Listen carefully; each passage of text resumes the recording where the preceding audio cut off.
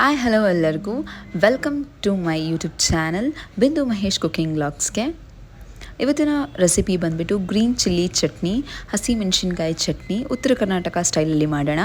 So ಬೇಕಾಗಿರೋ ingredients: ಬೆಳ್ಳುಳ್ಳಿ ಒಂದು 5 ಗಡ್ಡೆಯಷ್ಟು, ಮುರಿದಿರೋ ಹಸಿ ಮೆಣಸಿನ್ಕಾಯಿ ಒಂದು ತಟ್ಟೆಯಷ್ಟು, ಕರಿಬೇವು ಎಷ್ಟು ಬೇಕಾದರೂ ಅಂದರೆ ನಿಮಗೆ ರುಚಿಗೆ ತಕ್ಕಷ್ಟು, ಕೊತ್ತಂಬರಿ ಸ್ವಲ್ಪ ಜಾಸ್ತಿನೇ ಇರಲಿ, ಎಣ್ಣೆ ಎಲ್ಲ ಹುರಿಯೋದಕ್ಕೆ ಬೇಕಾಗಿರುವಂತಹ ಎಣ್ಣೆ 1 ಕಪ್ಪಷ್ಟು ತೊಗೊಂಡಿದ್ದೀನಿ, ಉಪ್ಪು ರುಚಿಗೆ ತಕ್ಕಷ್ಟು ಉಪ್ಪು, ಬೆಲ್ಲ ರುಚಿಗೆ ತಕ್ಕಷ್ಟು ಬೆಲ್ಲ, ಜೀರಿಗೆ 1 ಸ್ಪೂನಷ್ಟು, ಹುಣಸೆಹಣ್ಣು ಬೇಕಾಗಿರೋದು ಒಂದು ಪಾತ್ರೆ ತೊಗೊಂಡುಬಿಟ್ಟು ಅಥವಾ ಒಂದು ಪ್ಯಾನ್ ಆರ್ ಎನಿಥಿಂಗ್, ಅದಕ್ಕೆ ನಾನು ಬೆಳ್ಳುಳ್ಳಿ ಮತ್ತು 1 ಸ್ಪೂನ್ ಜೀರಿಗೆ ಹಾಕಿದ್ದೀನಿ.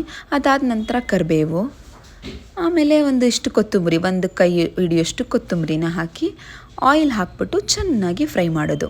ಈಗ 1 ಟೇಬಲ್ ಸ್ಪೂನ್ ಅಂದರೆ ನಾನು ತೊಗೊಂಡಿರೋದ್ರಲ್ಲಿ 1 ಟೇಬಲ್ ಸ್ಪೂನಷ್ಟು ಆಯಿಲ್ ಹಾಕ್ಬಿಟ್ಟು ಚೆನ್ನಾಗಿ ಫ್ರೈ ಮಾಡೋದು. ಫ್ರೈ ಮಾಡಿದ ನಂತರ ಒಂದು ಮಿಕ್ಸರ್ ಜಾರಿಗೆ ಅದನ್ನು ಹಾಕ್ಕೊಳ್ಳೋದು. ಮಿಕ್ಸರ್ ಜಾರಿಗೆ ಹಾಕಿಬಿಟ್ಟು ಒಂದೊಂದೇ ಮತ್ತು ಅದಾದಮೇಲೆ ಹಸಿಮೆಣ್ಸಿನ್ಕಾಯಿ ಹುರಿಯೋಕ್ಕೆ ಸ್ಟಾರ್ಟ್ ಮಾಡೋಣ. ಒಂದು ಮಿಕ್ಸರ್ ಜಾರಿಗೆ ಹಾಕ್ಕೊಳ್ಳೋದು.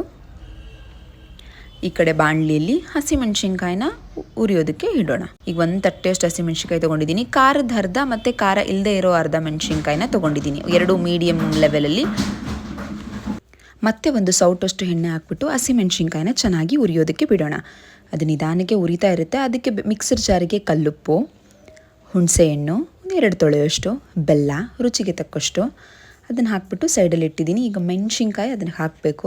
ಅದಕ್ಕೆ ಚೆನ್ನಾಗಿ ಉರಿತಿದ್ದೇನೆ ಅಂತ ನೋಡಿಕೊಂಡು ಒಂದು ಕನ್ಸಿಸ್ಟೆನ್ಸಿಲಿ ನೋಡಿ, ಮೆಣಸಿನ್ಕಾಯಿಗೂ ಕೂಡ ಉಪ್ಪು ಹಾಕ್ತಾಯಿದ್ದೀನಿ ಚೆನ್ನಾಗಿ ಬೇಗ ರೋಸ್ಟ್ ಆಗಲಿ ಅಂತ. ಈ ಕನ್ಸಿಸ್ಟೆನ್ಸಿಲಿ ಇದ್ದರೆ ಸಾಕು. ಈಗ ನಾವು ಅದನ್ನು ಮಿಕ್ಸರ್ ಜಾರಿಗೆ ಹಾಕ್ಕೊಳ್ಳೋಣ. ಚೆನ್ನಾಗಿ ಹುರಿದಿರೋ ಹಸಿಮೆಣ್ಸಿನ್ಕಾಯಿನ ಮಿಕ್ಸರ್ ಜಾರಿಗೆ ಹಾಕ್ಕೊಂಡು ನಿಮಗೆ ನುಣ್ಣಗೆ ಬೇಕಾದರೆ ನುಣ್ಣಗಾಗಿರ್ಬೋದು ಅಥವಾ ತರಿ ಆಗಿರ್ಬೋದು, ವಿತೌಟ್ ಎನಿ ವಾಟರ್, ನೀರು ಇಲ್ಲದೇ ಇದನ್ನು ಮಿಕ್ಸಿ ಮಾಡ್ಕೊಳ್ಳಿ. ಆವಾಗ ಒಂದು 15 ಡೇಸ್ 10 ಡೇಸ್ ಇರುತ್ತೆ. ಪಲ್ಯಗಳಿಗೆ ಎಲ್ಲದಕ್ಕೂ ಹಾಕ್ಬೋದು. ಇದು ಈ ಥರ ಪೇಸ್ಟ್ ಮಾಡಿದ ನಂತರ ಒಂದು ಬೌಲ್ಗೆ ಸರ್ವ್ ಮಾಡ್ಕೊಳ್ಳೋಣ. ತುಂಬ ಚೆನ್ನಾಗಿರುತ್ತೆ ಇದು. ಯಾವುದೇ ಥರ ಒಂದು ಪಲ್ಯಗಳು ಉತ್ತರ ಕರ್ನಾಟಕ ಸ್ಟೈಲಲ್ಲಿ ಏನೇ ಪಲ್ಯ ಮಾಡಿದ್ರು ಅದಕ್ಕೆ ಹಾಕ್ಬೋದು. ಇದನ್ನ ಒಂದ್ಸರಿ ಟ್ರೈ ಮಾಡಿ. ನೆಕ್ಸ್ಟ್ ಇದ್ರದ್ದು ಮೇಲೆ ರೆಸಿಪೀಸ್ಗಳು ಬರ್ತಾ ಹೋಗುತ್ತೆ. ವಿಡಿಯೋ ಇಷ್ಟ ಆದರೆ ಲೈಕ್ ಮಾಡಿ, ಶೇರ್ ಮಾಡಿ, ಸಬ್ಸ್ಕ್ರೈಬ್ ಮಾಡೋದನ್ನು ಮರಿಬೇಡಿ.